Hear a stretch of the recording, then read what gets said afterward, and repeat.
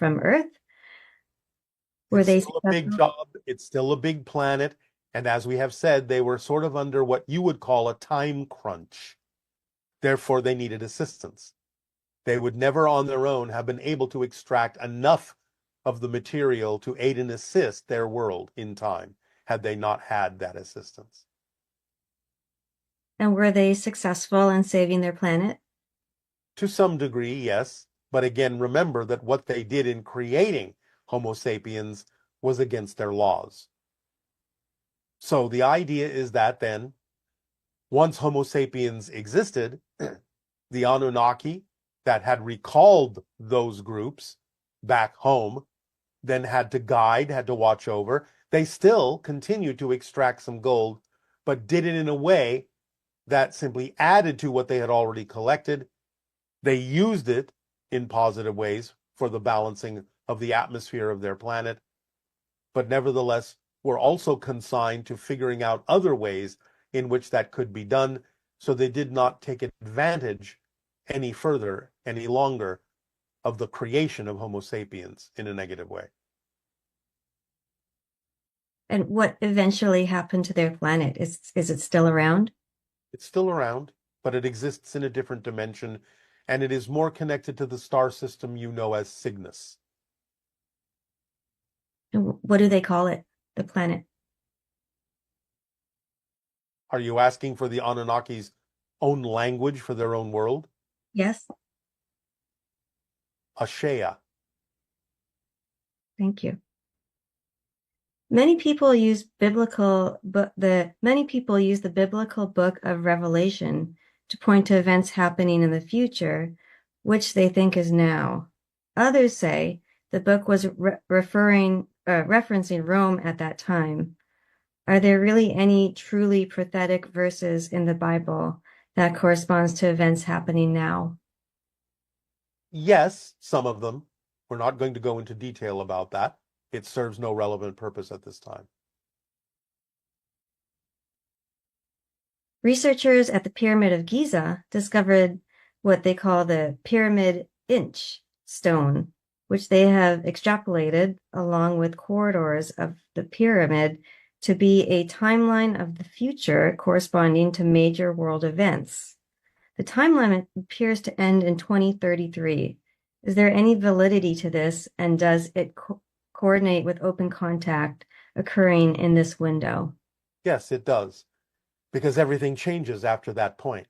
As we said, open contact will occur most likely within the next 5 years, and the changes that will result from that will start to really impact the direction of humanity from that point forward.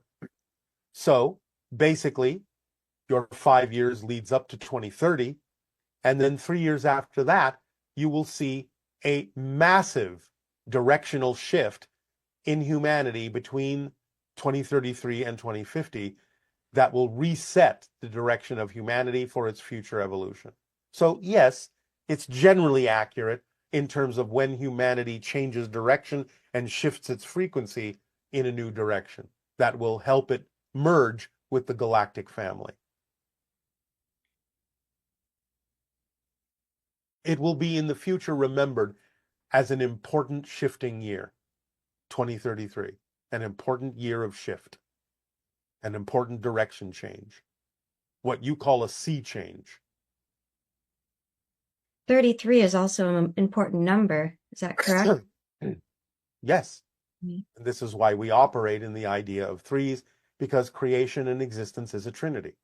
Therefore, vibrationally speaking, the double 33 is a very powerful transformational gate that you are going to walk through. In 1566, there was a UFO phenomenon over the city of Basel, Switzerland. Many discs appeared to be flying over for a day. This sighting reappeared 3 weeks later. It was recorded by many people in the local newspapers. What was that? Is that city a vortex for UFOs? It is, but what they experienced was a wave from one parallel reality to your parallel reality of another wave of the grays coming through.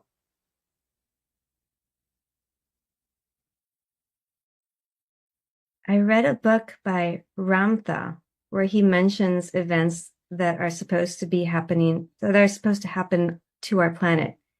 He spoke about the fall of the world as we currently know it.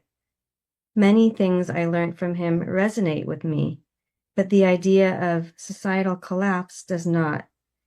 You have often spoken about the fact that we create our own reality. Does this mean that the idea of the collapse doesn't does this mean that if the idea of the collapse doesn't resonate with me, it won't happen? Also, could you share some information you might have about Ramtha? We will share nothing about Ramtha because we do not endorse or deny any source of information. But the idea of the collapse is simply that you are using a negative definitional word. We have already talked quite extensively about the idea that your entire society is about to be reset and restructured, especially with regard to open contact.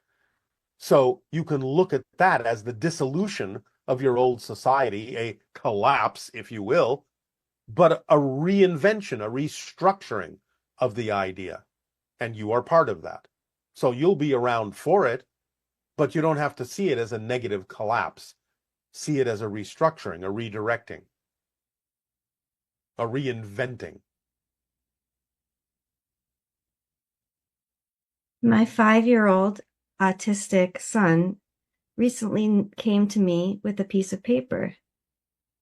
He had written Orpek on the paper. He told me that this is his spirit name. He is only 5, and we do not really discuss these things. He asked me what my spirit name is, and I didn't know what to tell him. Why did my son do this? What is the Because spirit children are name? still strongly connected to spirit, especially up to the ages of 7 and 10 even. They still know their connection to spirit. They still can communicate with spirits. So it's natural for a child to remember themselves as a spirit, as a soul, and can transfer a lot of information about the spirit realm to those in physical reality. So pay attention.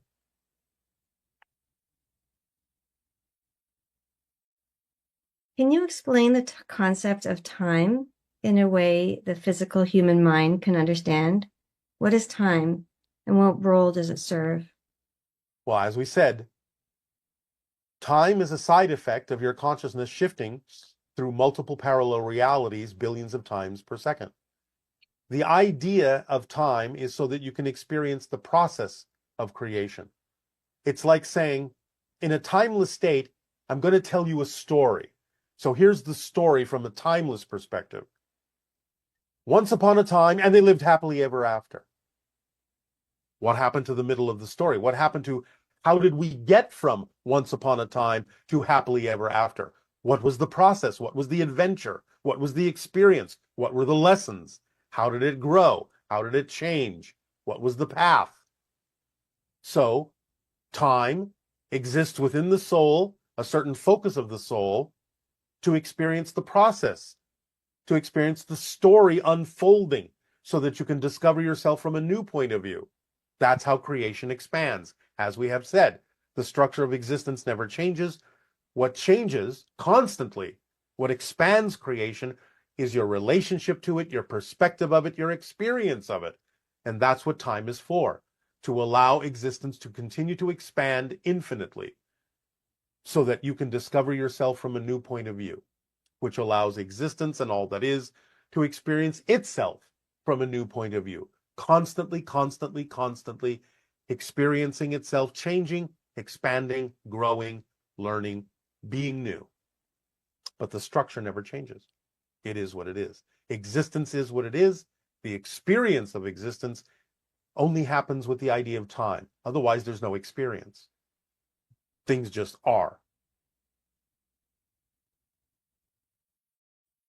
Is it possible to become too dependent on our permission slips, such as with crystals?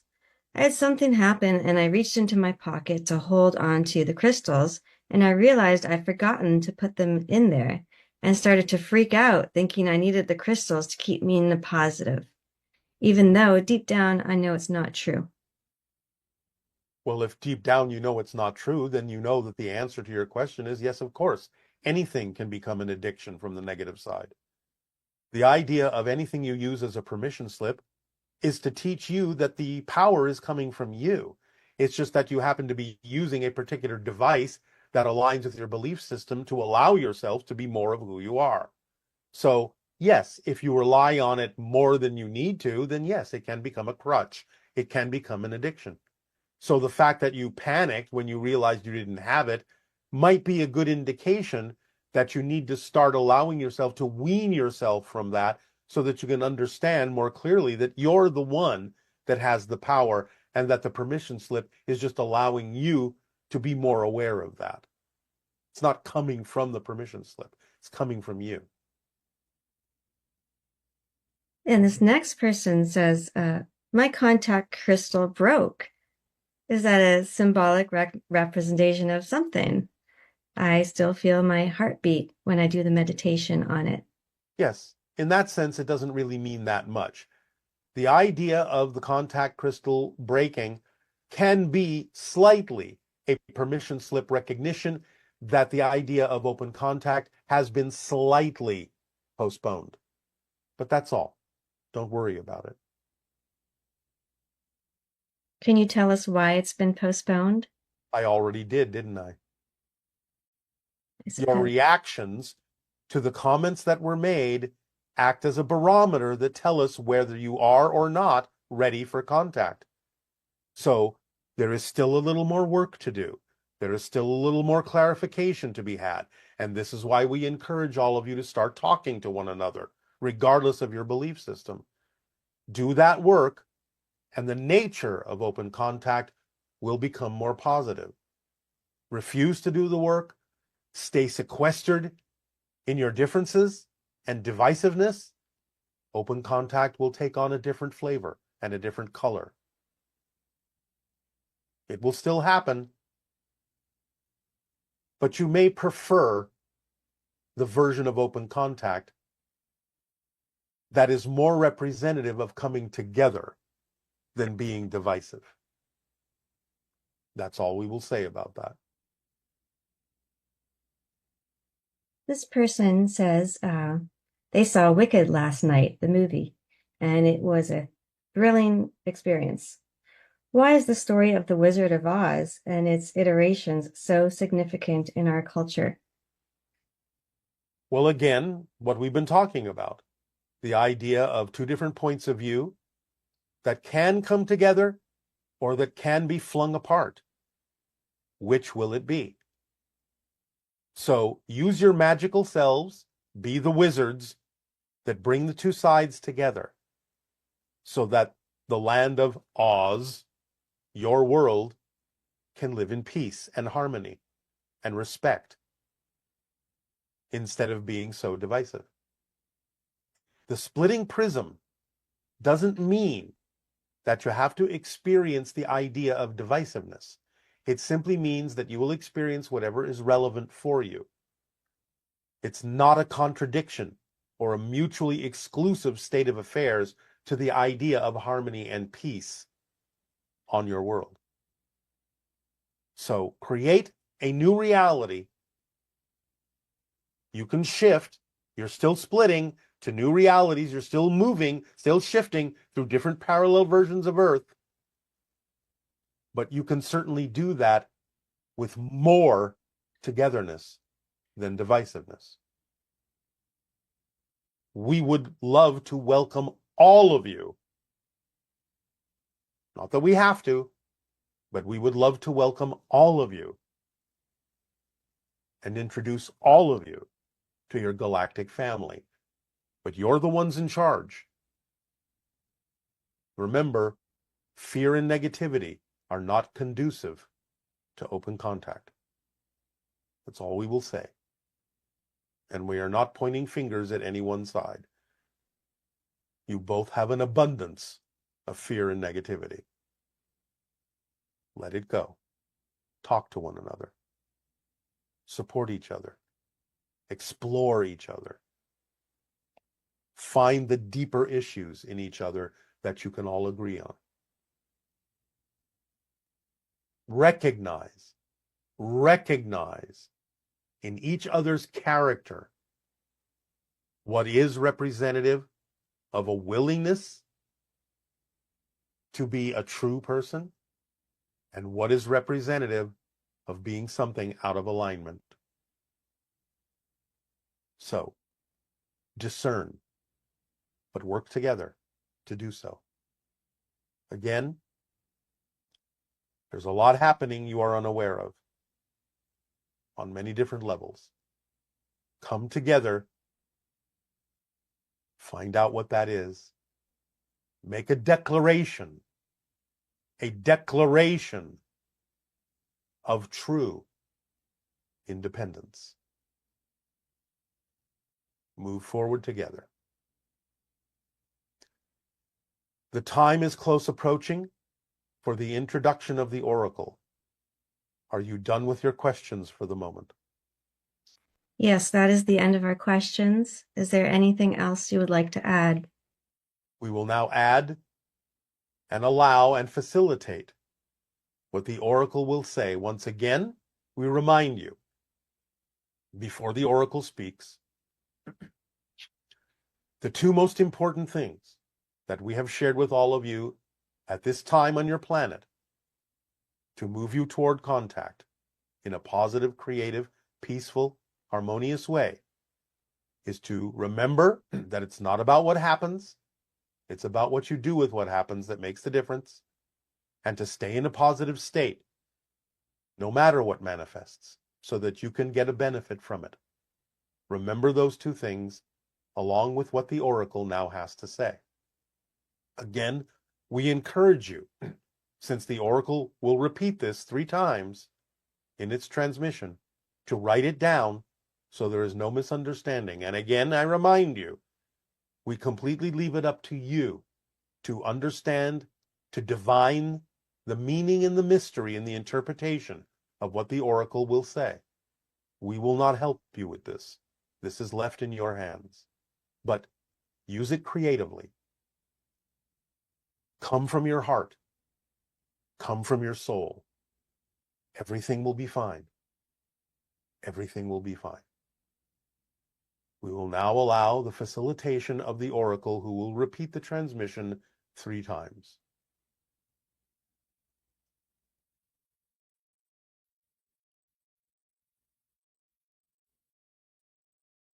The dark night of the soul calls forth the light within. And when the light of truth comes forth, the blind shall see once again. The dark night of the soul calls forth the light within. And when the light of truth comes forth, the blind shall see once again. The dark night of the soul calls forth the light within. And once the light of truth comes forth, the blind shall see once again.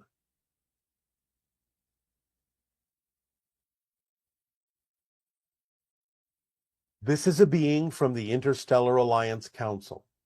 Again, it translates in your language simply as the Oracle. This was an oracular transmission. There may be more in the future as we get closer to the idea of open contact.